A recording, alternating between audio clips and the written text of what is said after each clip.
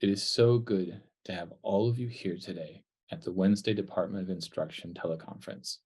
My name is James Bording, and it is my absolute pleasure to be presenting on a topic that I've become very passionate about, the very interesting sedge, papyrus. I actually have one little stalk of it behind me here. So I'd like to take the time to explain what we're going to do today. First, we're going to do a tour of the museum and explore some of the ancient papyrus artifacts that we have inside to build some context for why is it the ancient Egyptians used papyrus the way they did. From that, we're actually going to try, if you're feeling adventurous, to make some papyrus paper ourselves. Once we're successful making some papyrus paper, I would love to then take all of you to meet some of the papyrus that lives at Rosicrucian Park and learn a little bit about the biology and ecology. We'll take a quick trip to the Nile River.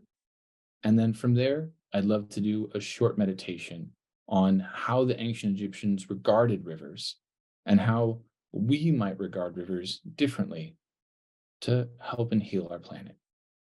So, if you're ready to go on an adventure through the museum with me, I would love to pull up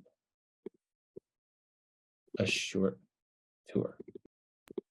The idea for this talk began with my daily walk up the front steps of the Rosicrucian Egyptian Museum, past these little pots of plants. These are Cyprus papyrus, the plant that grows along the Nile River. It's an interesting plant, unlike many of the ones you'd see. It forms little stalks with a bushy little umbel of leaves at the top, specifically designed for river life. I find it to be very interesting. And so I started exploring. And when someone told me that these columns that are in the front of the museum are shaped like papyrus bundles, I kind of scratched my head. Do they look like it to you? They didn't look like it to me at first. But when I did a little creative imagining and put a ponytail on one of the umbels, you can see how it starts to look like the columns. As you look down, you can see that if you took a bunch of those stalks and put them together, it would look just like one of the columns. You can even see those blue patterns represented as little bits of a fiber that protect the young stalk. The ancient Egyptians made their temples to look like their own ancient temples in the same way we have our temples look like ancient temples of Egypt. The first temples were probably made of just simple papyrus bundles. So let's go explore the museum. All of our lovely members, I'm excited to welcome you because this is your museum. We together offer this as a gift for people all over the world to come and explore and learn about the origins of human civilization. So we're on a quest specifically today for papyrus. So I think the best place to start is going to be down in Gallery B, our daily life gallery. The first object that I'd like to share with you is this statue of the god Hapi. This is one of our beautiful replicas. Everything behind glass is authentic, but this is a replica, and it is interesting how well they've captured the details of all of these beautiful papyrus and lily stalks. The god Hapi was the deity of the inundation of the Nile River each year. This deity was the flood. And you see iconography of both male and female imagery. This god was androgynous, the power of the mother and father in one. This was the life-giving force of all Egyptian civilization. And Anywhere the floodwaters washed up over the banks, you can see where Hoppy walked, papyrus would grow. So important was the flood each year that brought nutrients and water to the farmland of Egypt that a pharaoh who had brought things out of balance, out of Ma'at, would sometimes no longer be a pharaoh after a dry season. Looking here, we see a bunch of goods made out of papyrus. Take a careful look right now because we are actually going to try our hand at making papyrus rope. We're probably not going to do as well as this craftsperson did, but we can try. Here's a pair of sandals made out of papyrus plant. If they weren't behind glass, I'd try them on myself because they look so comfortable. I'm kidding. I'm kidding. You see another papyrus sandal, expertly made. And then here's one of my favorite objects in the museum, a pair of little child papyrus sandals. It's just so humanizing that even they had cute little baby booties. These are actually made of flax, linen, chapters of the Book of the Dead. So we'll explore that another day. So walking around the corner now, we are going to learn a little bit about why papyrus paper was invented. So if you're going to run a civilization, you need to record and transmit and store and communicate large amounts of information. And so here we see the scribe looking over a bunch of brewers making beer. Data and information is critical to building a civilization. And so scribes were in charge of recording that data, in addition to literature and poetry, running the temples. And so recording this information on an information dense surface was important. Some of the first recorded surfaces were made of ostraca or broken pottery. This wasn't the easiest way to transmit and share information. And so if we think about the innovation of paper as similar to how we went from computers the size of rooms to tiny, tiny, tiny hard drives the size of a head of a pin, we have a similar sort of shift from more and more and more and more and more and more dense information transfer. Here we see some of the tools of scribes with brushes from the city of Amarna. We see a little piece of papyrus scroll and a beautiful scroll of a depiction of the 42 negative confessions of the Book of the Dead. We have some quote unquote newer papyrus in this case, but first I'd love to share with you some of these scribe palettes. A scribe would have spent hours and hours or even years with those on his lap, recording the information of Egypt. Up above, we see a few Coptic texts. This was the ancient Egyptian language written in Greek, with Greek letters. And some of them have been carefully reconstructed. One of the more interesting objects in the museum is actually a marriage certificate or marriage contract. And I think it's wild to imagine that some of us might someday have our marriage certificates framed in a museum. So, looking here at our scribes again, we can imagine the importance of a way to transmit information in this growing civilization. We walk past our seated scribe, and we're going to head upstairs into Gallery C, our Religion and Kingship Gallery, to explore a little bit more about the life on the Nile and the beliefs the ancient Egyptians had about the river itself. So turning the corner past our Amun Ram.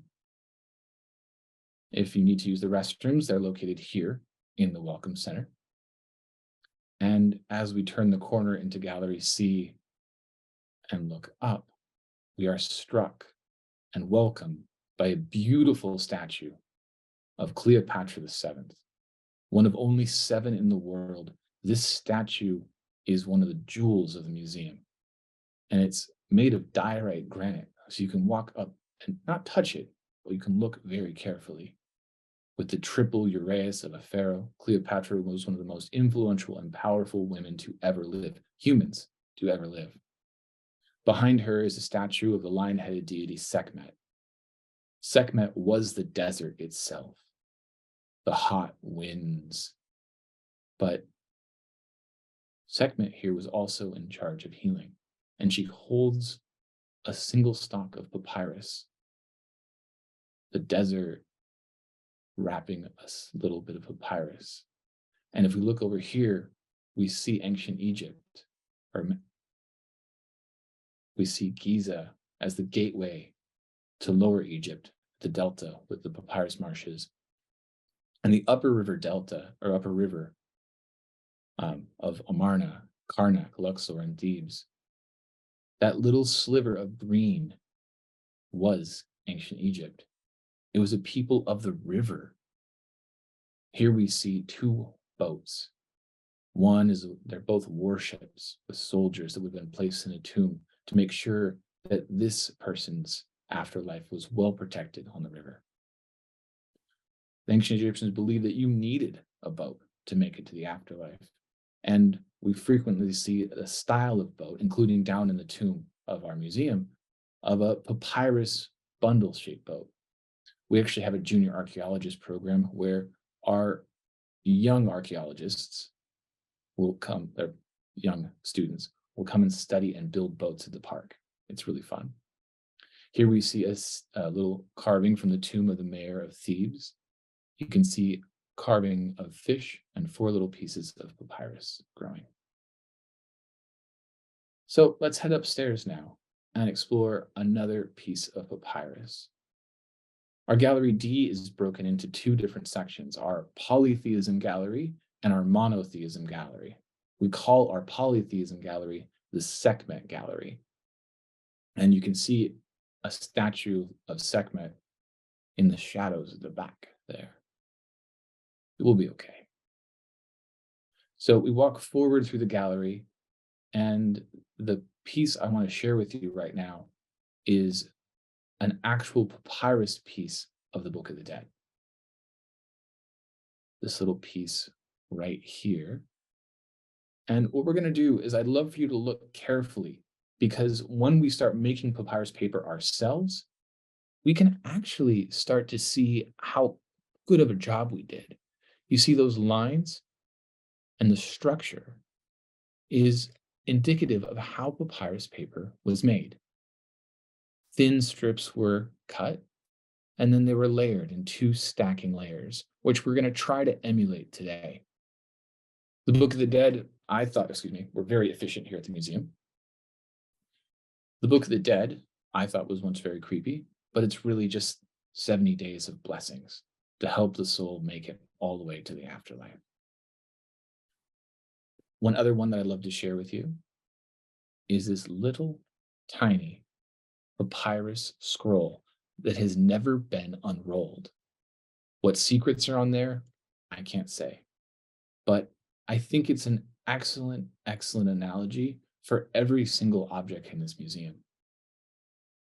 Every single object we have here has secrets and things about them that we don't understand. And so I invite all of you to come to the museum, to look, observe, photograph, and research, because you might be the person who has that aha kind of moment that unlocks a new chapter in the origins of human civilization. So before we head into the workshop to make some papyrus, I want to share with you this cute little statue of the lion-headed deity Sekhmet. This statue sat on the desk of H. Spencer Lewis, and when people asked him, "What is that?" he'd say, "This is the Rosicrucian Egyptian Museum." With such foresight, he knew that this beautiful statue would someday transform into a collection of 4,000 artifacts that delights and educates people every single day, or 3 days of the week, from all over the world. We're very lucky to have this wonderful collection to learn from. And I hope that all of you can come here and see it someday. Are you ready? I think it's time. So let's now try to make some papyrus paper. This morning, I went outside to the park and harvested one of the culms at the park. This is a tiny one, because in the wild, papyrus can actually grow 18 to 20 feet tall and be up to 4 to 6 inches in diameter. So this is what we have to work with today. The first step in making papyrus paper is off with its head. So we are going to take the umbel, it's called, and remove it. You can use it for a hat if you like. We're then going to strip this papyrus bark, and we're going to go after that beautiful, and so I can angle it, that beautiful pith on the inside. These special tissues are an adaptation that the plant has so that it can float in the river. It can propagate vegetatively so that if a rhizome of this papyrus plant breaks off, it can form a new island. These special tissues actually give the plant the ability to move and transport oxygen down the stalk of papyrus into the roots so that it can live in hypoxic, meaning low oxygen water, things that would rot the roots off almost any other plant. It is a remarkable plant. So let's get into it. The first step is we're going to debark it. I'm going to use a nail. This is made of steel. I don't have an authentic bone nail to do it with. And I'm going to slide it under. You can see. So I can show you. Slide it under and pop the bark out. When you do this, promise me you'll be very careful, because just because it's not paper yet doesn't mean you can't get a really gnarly paper cut. So now that I've got the nail underneath that right there, I'm going to slide it down the length of the papyrus. Do it again. It's extremely satisfying. When we were doing a workshop making paper with our junior archaeologists, things got very quiet when it came time to peel the papyrus. It is really kind of fun work to do. So again, watching my fingers and not cutting myself, I am peeling that papyrus back. Let's make this a little more manageable. Cut that a little shorter.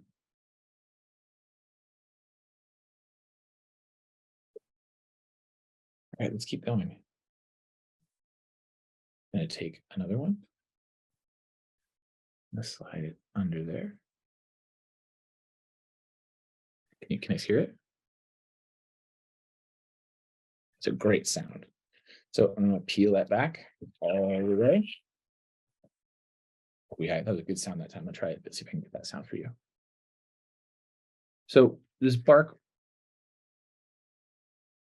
we're removing will reveal that pith on the inside. And that's what we're going to make papyrus paper. I'm being careful, I promise. I mentioned our junior archaeologist program because they're a really big part of the education program here at the museum. And one of the junior archaeologists figured out a new way to make strips of papyrus. So now we have that peeled bark, and we're going to cut that into thin strips. The way I had been doing it originally was to take a nail and cut it into thin strips that way. They were kind of chunky, and they worked okay. One of our young archaeologists actually decided that a vegetable peeler might be the way to go. Did the ancient Egyptians have orange potato peelers? Probably not, but they almost certainly had a technology that was more advanced than this, that cut beautiful thin slices every time.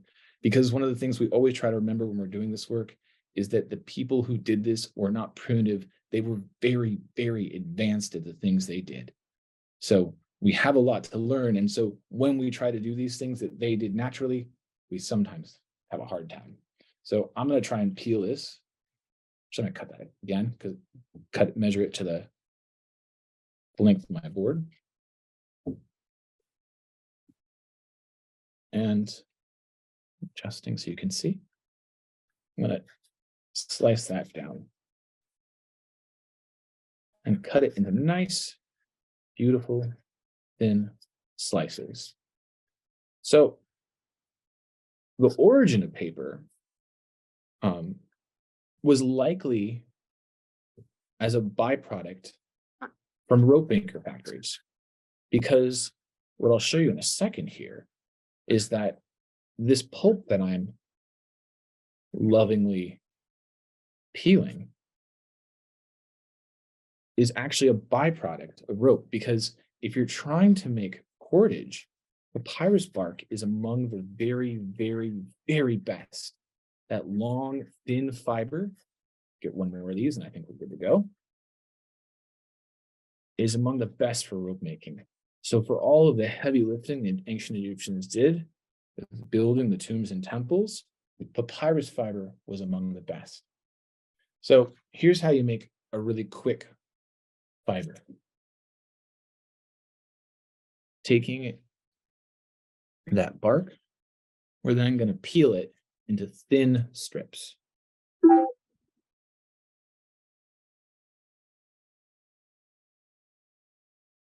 And then, now we have it nice thin strips. We're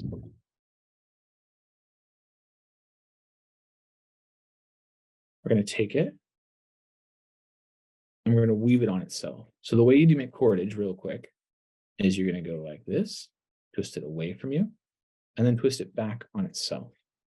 And so this process is how you make rope. You can do it at various different sizes, but the simplest form of cordage is like this. And I'm going to do a couple little quick ones so you can get the idea for what it is, remembering that this is not ancient Egyptian craftsmanship, but me doing my best.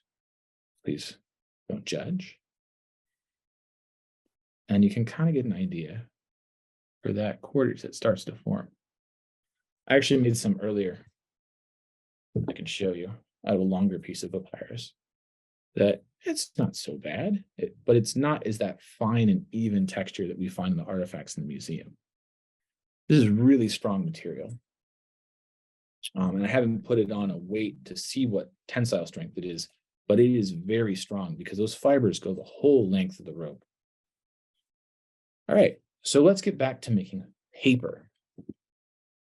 Clear my workspace a little bit. So now I've cut a whole bunch of thin strips, and I'm going to tilt it down.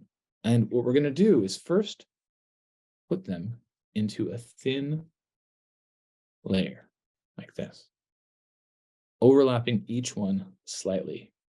Remember, if you look back at that chapter of the Book of Dead, you can see that kind of overlaid pattern. We're not weaving it into a mat.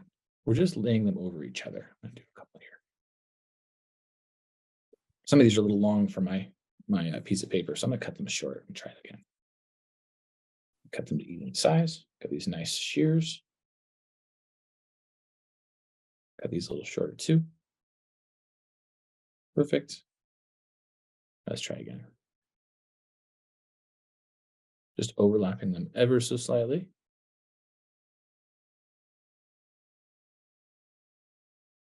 And then we are going to roll them.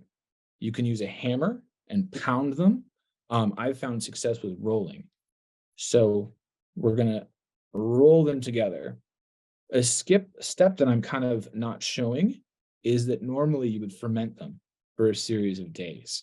And as they broke down, the fibers kind of rotted, it would form a biopolymer that actually causes them to adhere together. But we're making a quick sheet today, so we're not going to ferment them. So I'm going to squish those together, really put some weight on there and get those fibers and pulp bind together. Those tubules that normally transport oxygen from the top of the plant to the lower part of the plant. And we're then going to do our second layer. Now those are kind of bound together. So we're then going to do a second layer where we take and layer papyrus over that first sheet. Doing the exact same thing. We are not braiding it. We're just stacking it like a shingled roof, cutting them to even sizes, trying to make it even as we can, because our scribe masters were notoriously really tough taskmasters. I'm going to take this last piece right here, place it over. There we go. Excellent. I'm then going to roll and flatten this whole stack together. If they'd fermented, they would have squished a little better, but I can put some muscle into it and stack them. You then are going to, now that we have them pressed and squished and bound together, the fibers have been hooked and here with some really heavy rolling. I'll probably put some more rolling onto it before we do that. All right. We are then going to press it. So we're going to take this heavy board and put it here, and we're going to put a whole bunch of weight on it and let it dry suddenly or slowly with pressure on it. This causes the fibers to be flat and even. If you let papyrus dry on its own, it does this kind of thing where it gets all wavy. So we have to keep it under a heavy press as it dries. Once we've pressed it between a week and 10 days, we can gently, gently, gently remove the press.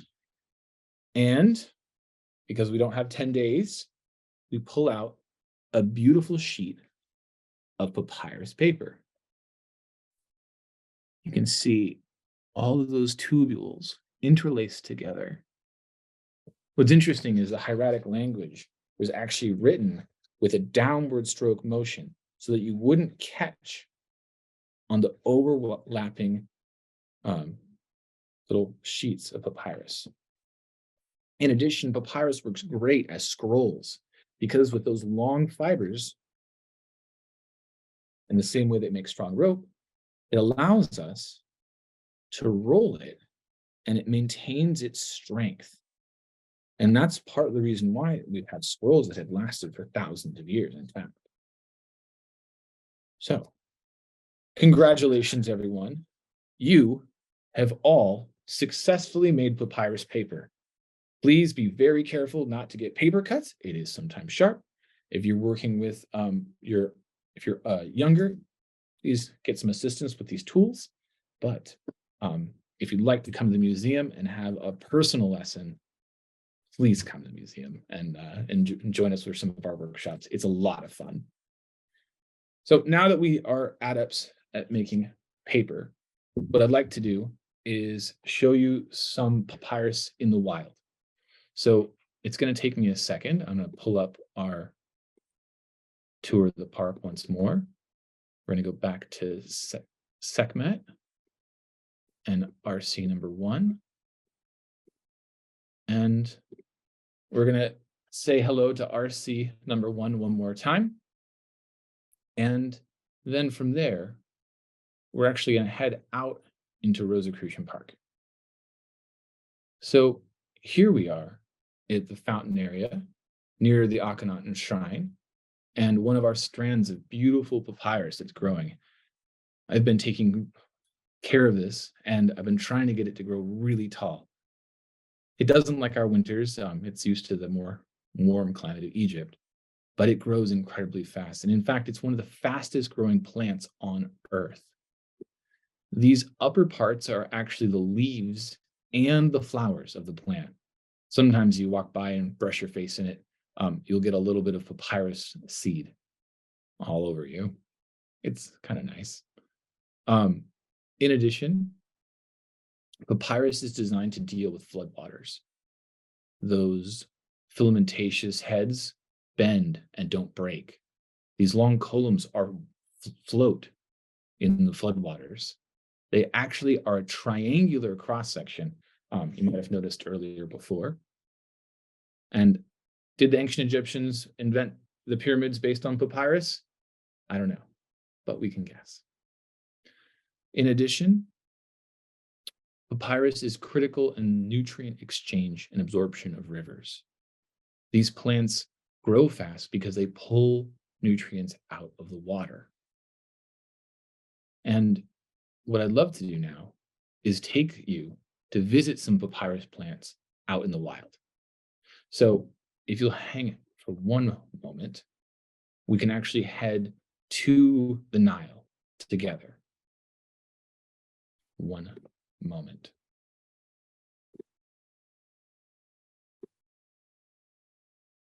So here we are at Rosicrucian Park, and we can zoom in a little bit and we can see where we were at the shrine. And don't worry about your passports. I'll take care of all of your customs issues today. And hold on, because we're going to go all the way to Egypt right now, across the Atlantic, and all the way to the Grand Pyramid of Giza. So here in Egypt, we can zoom out again and see Lower Egypt intact. We see that sort of papyrus shape that forms the Nile River Delta as the rivers of the Upper Egypt. This is Upper Egypt. We have to think about their world was not north-south. This was Upper Egypt, and this was Lower Egypt. As the waters of Upper Egypt flowed past Cairo, it branched into this beautiful delta of swamps and marshes and wetlands. The ancient Egyptians believed that Isis hid with her infant Horus to protect themselves from evil out in this marsh. And thinking about this massive wetland at the time, it makes sense. This has been converted into farms by Egypt and the ancient Egyptians.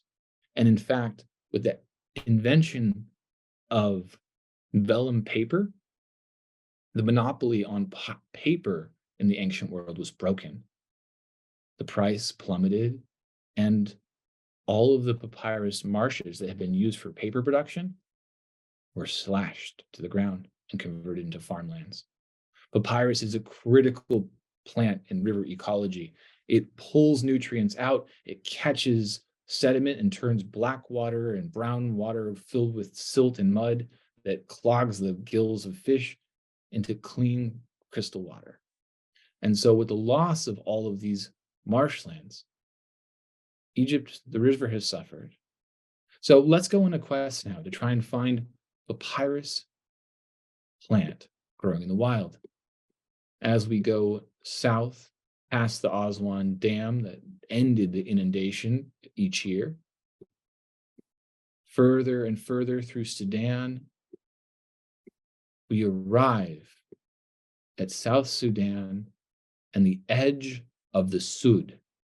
The Sud being the name for what the ancient Egyptians referred to as the barrier, the place where you could go no further, where the river turned into the White Nile and became vast marshes and wetlands, where no one had explored for most of human history, except for the indigenous who lived here. If we zoom out, we can get a better perspective.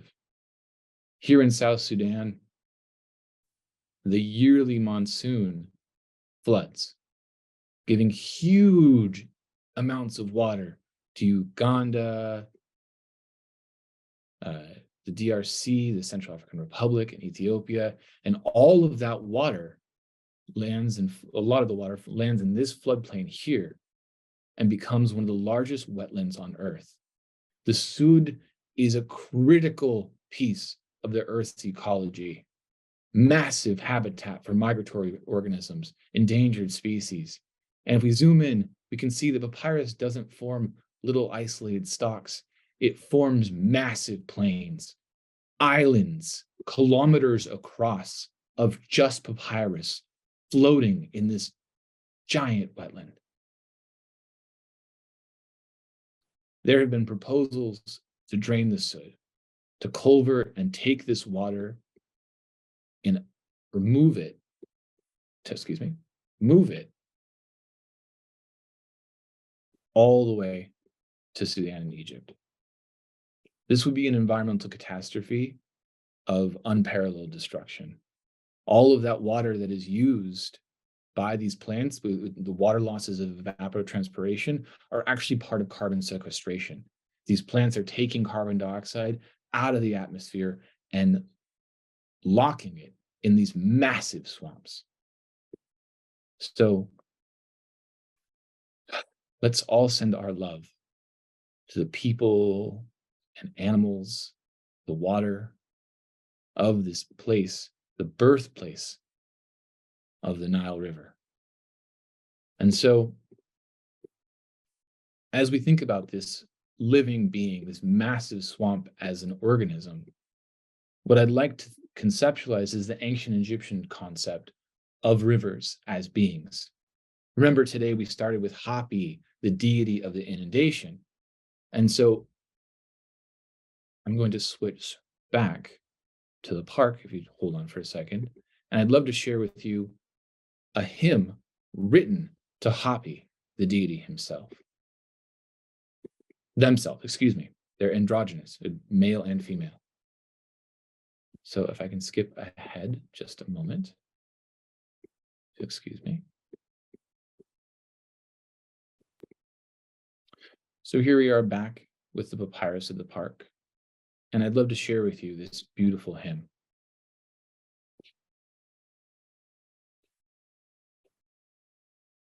Hail, O to thee, O Nile, who manifests thyself over this land and comes to give life to Egypt. Mysterious is thy issuing forth from the darkness on this day wherein it is celebrated, watering the orchards created by Re to cause all the cattle to live. You give the earth to drink, inexhaustible one. Path that descends from the sky, loving the bread of Seb and the first fruits of Nepra, you cause the workshops of Ta to prosper. Lord of the fish, during the inundation, no bird alights on the crops. You create the grain. You bring forth the barley, assuring perpetuity to the temples. If you cease your toil and your work, then all that exists is in anguish. If the gods suffer in heaven, then the faces of men waste away. Then he torments the flocks of Egypt. Great and small are in agony. But all is changed for mankind when he comes, the river. He is endowed with the qualities of noon. If he shines, the earth is joyous. Every stomach is full of rejoicing. Every spine is happy. Every jawbone crushes its food. Men exalt him like a cycle of the gods. They dread him who creates the heat. Even him who has made his son the universal master in order to give prosperity to Egypt. Come and prosper, come and prosper. O Nile, come and prosper. O you who make men live through his flocks and his flocks through his orchards, come and prosper, come. O Nile, come and prosper. That is the hymn to the Nile, written about 4,000 years ago, directly to the inundation of the Nile itself. And so I invite all of us to challenge ourselves and potentially try and imagine rivers as beings, as not simply a resource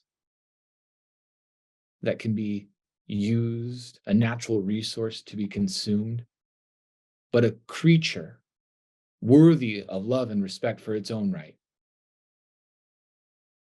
So, if you'd like to join me in a short meditation to these rivers, I invite you to sit in your chair and take 3 deep breaths, feeling more calm and relaxed with each breath.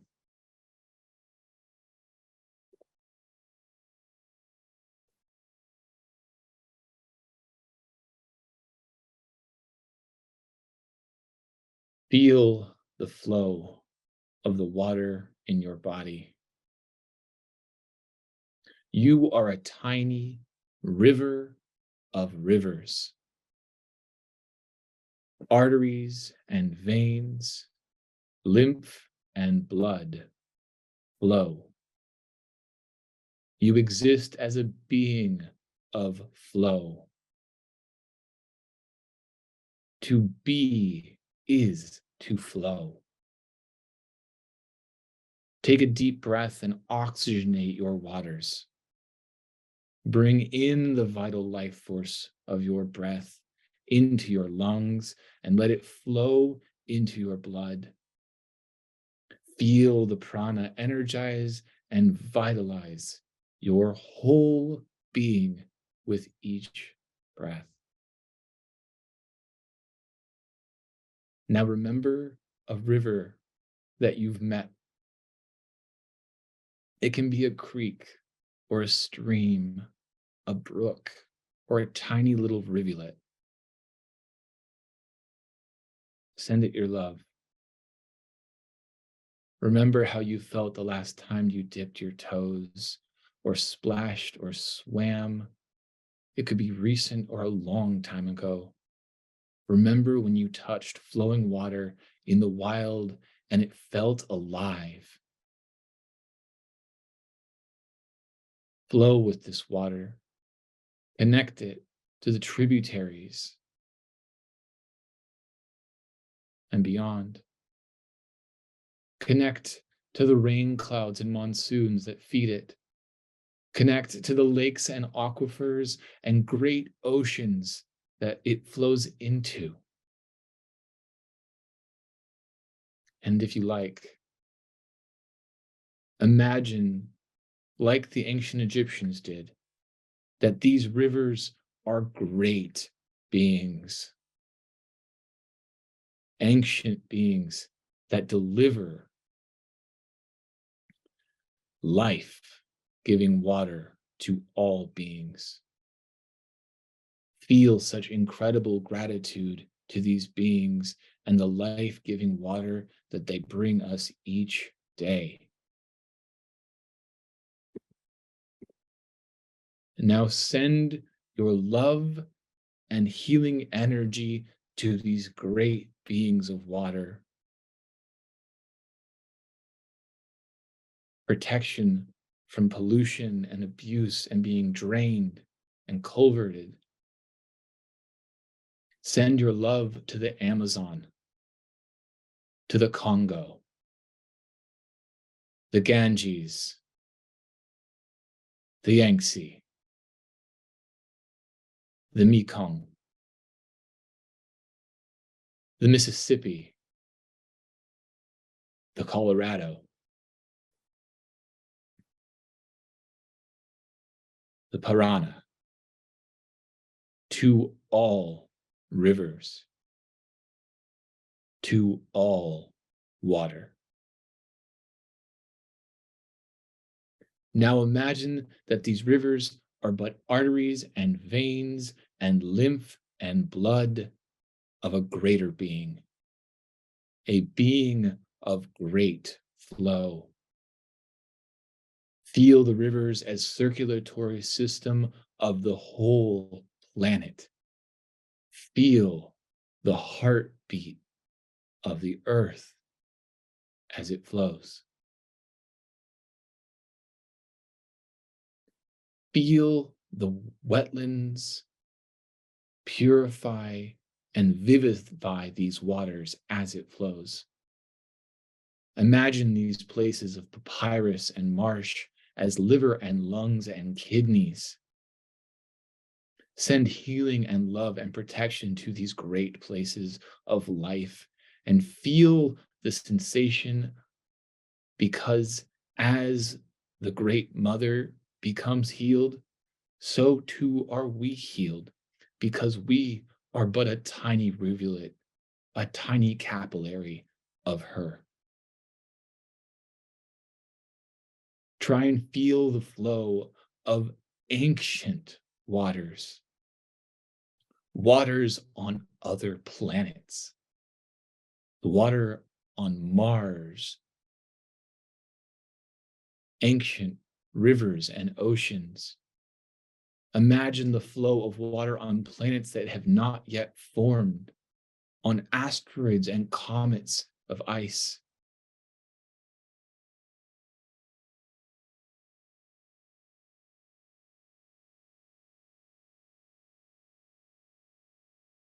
Imagine the flow of all water in our solar system, our galaxy, our universe. Imagine all of the water that will ever be flowing endlessly and eternally.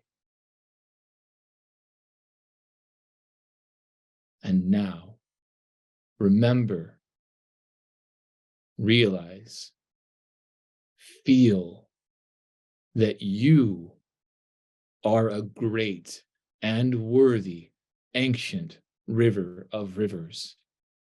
You exist as an ancient being of flow. May the waters flow, and may peace profound prevail on earth. Thank you all so much for coming today. I wish you all the very best. Stay here as long as you like.